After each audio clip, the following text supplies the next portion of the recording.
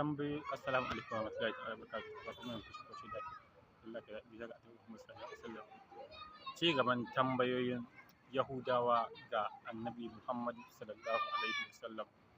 kashi na 17 tambaya ta 161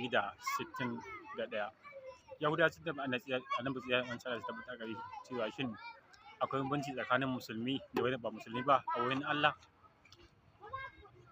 amsa annabi tsaya an tsara ta tabbata gare ya ce babu bambanci tsakanin wanda ba musulmi da musulmi face ta hanyar imani da kuma aiki hujja a cikin suratul hujurat aya ta 13 Allah subhanahu wa ta'ala ya ce mafi karamci a wurin Allah shine wanda ya fi takawa domin a musulunci babu batun ƙabila harshe ƙabila ko launin fata ko kuma kuɗi arziki ko talauci da sauransu a'a batu ne kawai na takawa tambaya ta 162 Yahudawa sun tambayi annabi sallallahu alaihi wasallam su tabbata a gare shi shin ya taɓa yin sihiri kuma a masa sihiri dalili suna son su yi masa sihiri kuma sun tambaye shi ne domin ba don kuma ba sai domin raini amsa sun yi masa sihiri an yi masa sihiri kuma su ne suke masa sihiri amma Allah subhanahu ta'ala ya warware wannan sihiri hujja an faɗi maganar a cikin suratul falqi da suratul nas dalili wannan ya tabbatar da cewa annabi sallallahu alaihi wasallam mutum ne ba aljani ko mala'ika ko ta halitta ba saboda haka ana iya cutar da shi kuma an cutar da shi ma amma Allah ya kare shi domin Allah shi ke kare shi tambaya ta 163 shin Yahudawa sun tambayi annabi tsaya masa su tabbata gare shin aljanu suna cutarwa amsa suna cutarwa kwarai idan mutum ya sakaci ko ya fada cikin fadisi rashin addu'o'i da kuma rashin kariya suratul araf aya ta 27 Allah subhanahu wa ta'ala ya ce su suna ganin ku alhalin ku ba ku ganin su kuma daga inna ba ku ganin su hujja annabi sallallahu alaihi wasallam ya koyar da mu da addu'o'in kariya wanda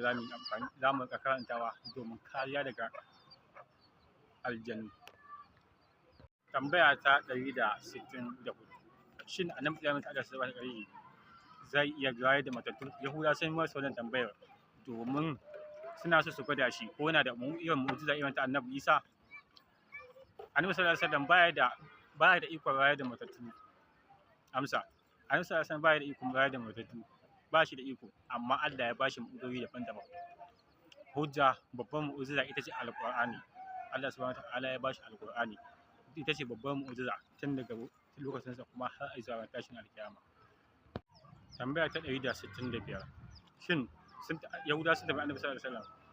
shin me yasa ake samun bambancin halaye tsakanin mutane hujja dalili kai suna so su tabbatar cewa a cikin tsarin ubangiji babu adalci amsa ita ce shine Allah shi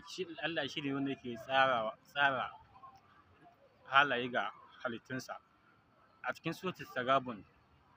aya ta 2 Allah ya ce shi ne wanda ya halitta ku daga cikin ku halitta kafirai kuma daga cikin ku ya halitta mu'minai dalili kuma shine Allah ya halitta mutane daban-daban da halaye daban-daban domin ya gwada su zama da kuma cikin alheri tambaya ta 66 Yahudawa sun tambayi annabi sallallahu alaihi wasallam su tabbata a gare shi shin idan mutum yayi ba ta zunubi zai shiga wuta domin su sun imani cewa zunubi yana kai mutum wuta kai tsaye da mutum ya aikata zunubi to zai tafi wuta da rai amma a cikin suratul zumar aya ta 53 Allah subhanahu wa ta'ala ya ce kada ku yanke tsammani da rahmar ubangiji domin shi Allah mai yawan gafarta zunubai ne saboda haka duk zunubin da mutum yake iya aikatawa idan ya bi gafarar ubangiji to zai gafarta masa kuma zai kuma cikin zai sanya a ramarsa